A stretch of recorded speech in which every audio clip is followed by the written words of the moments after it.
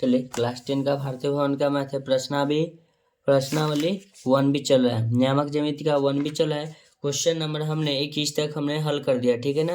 अगर आप लोगों ने उसे नहीं देखा है तो उसे जरूर देख ले, ठीक है ना। क्वेश्चन नंबर 21 तक हल कर दिया है। क्वेश्चन नंबर 22 क्या कहता है उस त्रिभुज का केंद्रक, ध्यान दीजिएगा, केंद्रक बोला है कि केंद्र का मान 1, क्या है 3 है, और उसके दो शीर्ष का निर्देशांक -7, 6 है तथा 8, 5 है, तो तीसरे शीर्ष का निर्देशांक निकालना। सबसे आसान क्वेश्चन है, इसमें घबराने वाली कोई बात नहीं है। चलिए सबसे पहले क्वेश्चन नंबर हम 22 लिखेंगे। चलिए इंच नहीं है, चलिए छोड़िए, हम एक त्रिभुज बना लेते हैं। चलिए त्रिभुज का ये हुआ केंद्रक, इसका नाम ए रहा, इसका नाम बी रहा, इसका नाम सी रहा है। माने कि त्रिभुज का केंद्रक दे रखा है, यानी कि केंद्र 1, क्या है 3 है, इसका हम मान दीजिए जी। चलिए ए का हमको निर्देशांक मालूम नहीं, एक्स मान ले, इसको वाई मान ले। चलिए बी का निर्देशांक हम मान लेते हैं -7, 6 मान लेते हैं, और सी का 8, क्या मान लिए 5, यानी कि त्रिभुज के दो शीर्ष का निर्देशांक दे रखा है, एगो केंद्रक दे रखा है, एक शीर्ष का मान पूछा है। चलिए हम इसका मान निकालते, तो लिखेंगे माना कि, ध्यान दीजिएगा, माना कि त्रिभुज ए बी सी में शीर्ष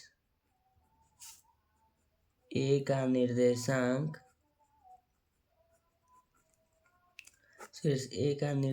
हो जाएगा आपका x, y। x, क्या होगा y। लिखेंगे केंद्र जी का निर्देशांक, केंद्र का निर्देशांक आपके पास हो जाएगा 1, 3 हो जाएगा, ठीक है। तो लिखेंगे केंद्र जी का x निर्देशांक, ध्यान दीजिएगा, केंद्र जी का x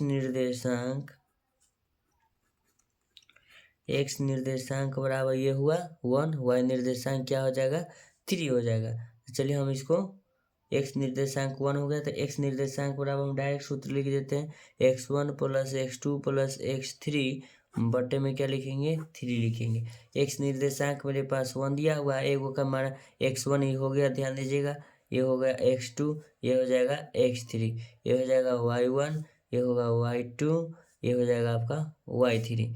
चलिए x1 का मान मालूम नहीं तो इसको लिख देते हैं x1, फिर लिखेंगे प्लस x2 की जगह पर लिखेंगे -7, फिर लिखेंगे प्लस x3 है 8, बटे में क्या लिखेंगे 3 लिखेंगे। बटा में कुछ नहीं, क्रॉस मल्टीप्लीकेशन आगे हो सकता है, लिखेंगे 1/1 बराबर लिखेंगे x1, अब प्लस में लिखेंगे, यहाँ पर माइनस लिखते हैं, -7 + 8 बटे में क्या लिखेंगे 3 लिखेंगे। तो लिखेंगे 1 बराबर x1, प्लस में हो जाएगा 1/3 होगा, बटा में कुछ नहीं, तो 3 बराबर x1 + 1।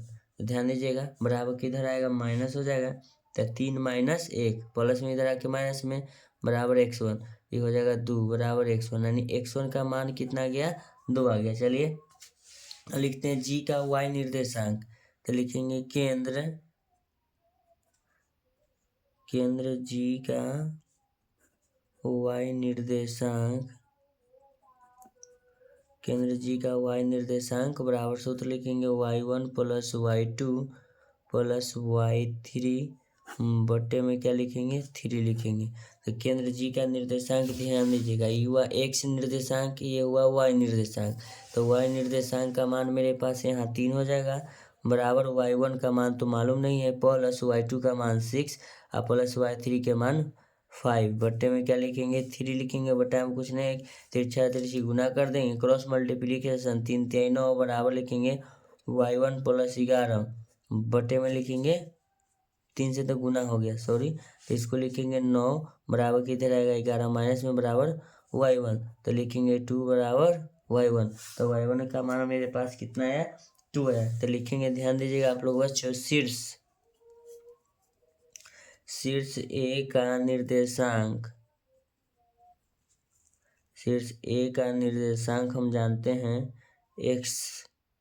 x1 या x, y नहीं मालूम है, तो x, y, x जो है x1 को रिप्रेजेंट करता है, y1 को रिप्रेजेंट करता है, तो x बराबर मेरा मान हो जाएगा आपका ऊपर हो गया 2, x1 की जगह पर, और y1 हो गया y, तो y1 का मान यहाँ भी 2, वहाँ भी 2 आ गया, ठीक है ना। तो हमसे यही पूछा था कि तीसरा निर्देशांक बताइए। चलिए, मेरा शीर्ष ए का निर्देशांक निकल गया। 2 को निर्देशांक हमको दे रखा था और केंद्र का मान दे रखा था, ठीक है ना। तो इसको हमने आसानी से निकाल लिया। अगर ऐसा ही वीडियो का सॉल्यूशन पाना है तो आप मेरे चैनल को सब्सक्राइब करिए और लाइक करिए, और आपका कीमती समय इस वीडियो पर देने के लिए हम आपको धन्यवाद करते हैं, ठीक है ना। आपसे फिर नेक्स्ट क्वेश्चन में मिलते हैं। Thank you so much.